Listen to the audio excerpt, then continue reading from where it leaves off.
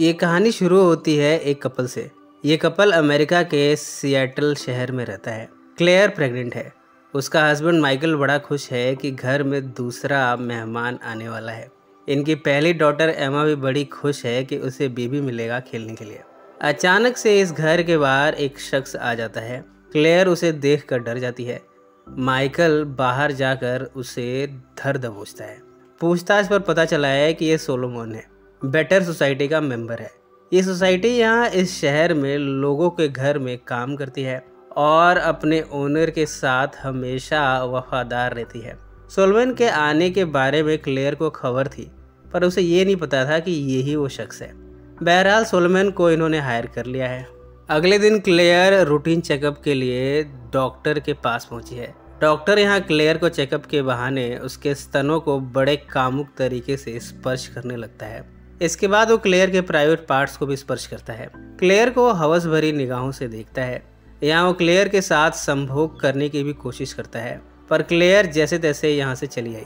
Clear को यकीन नहीं हो रहा कि ये सब भी होता है।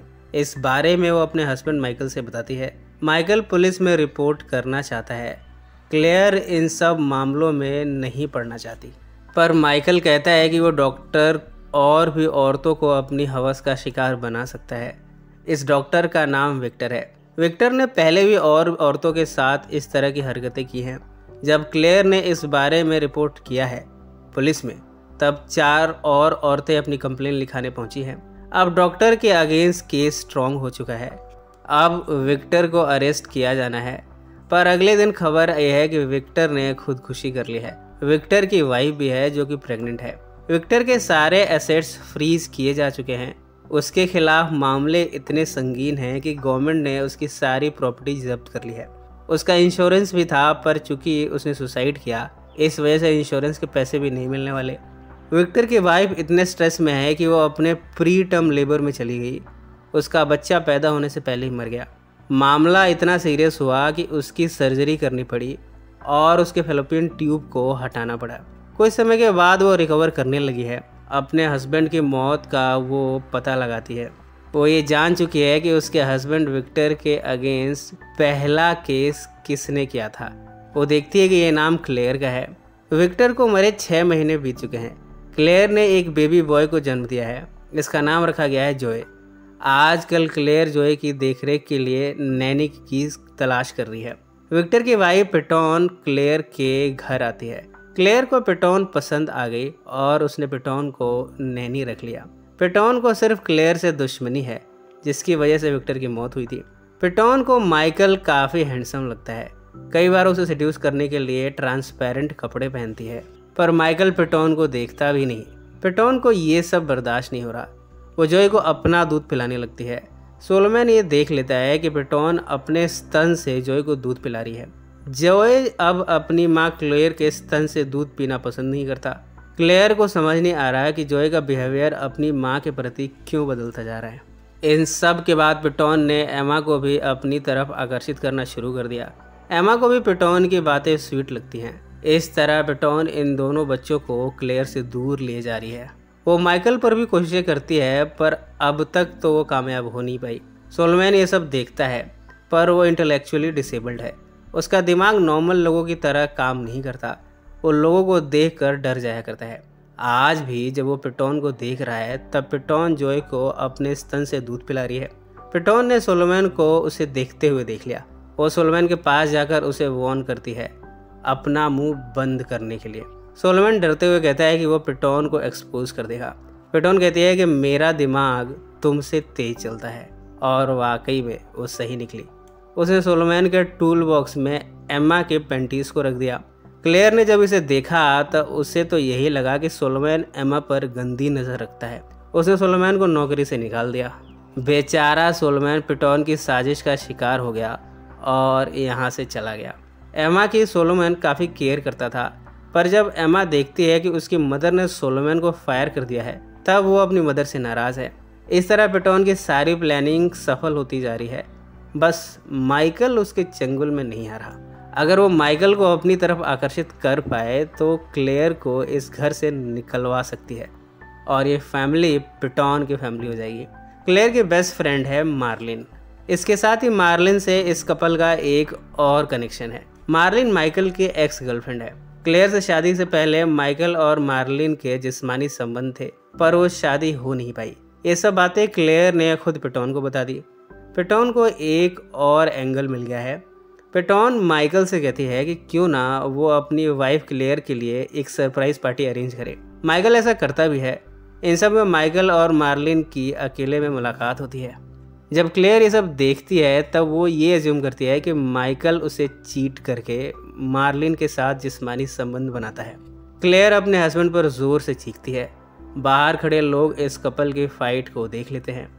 वेल, ये पार्टी तो हो गई, पर अब क्लेयर फैमिली वेकेशन पर जाना चाहती है, यहाँ से दूर। उसे तो कभी कभी पेटोन पर भी शक होता है, जो कि बड़ी फ्रैंक होने लगी है। उसके बच्चों के साथ भी वो काफ़ी फ्रैंक रहती है। वो माइकल से कहती है कि पेटोन के बिना ही हम अपनी फैमिली वेकेशन मनाने जाएंगे। पेटोन इनकी बातें छिप कर सुन लेती है। क्लेयर को नहीं मालूम कि पेटोन क्या भला है। पेटोन ने ग्रीन हाउस में ट्रैप बनाया है। आज जब क्लेयर इस ग्रीन हाउस के अंदर आएगी तब वो इस ट्रैप में फंसेगी और हमेशा के लिए भगवान को प्यारी हो जाएगी। दरअसल क्लेयर को अस्थमा है, उसे इनहेलर की ज़रूरत पड़ती रहती है। पेटोन इस बात से पूरी तरह वाकिफ़ है। इधर मार्लिन ने न्यूज़पेपर के जरिए ये बात जान ली है कि जो डॉक्टर मरा था विक्टर, उसकी वाइफ और कोई नहीं बल्कि पेटोन है। मार्लिन गुस्से में क्लेयर के घर पहुंची है।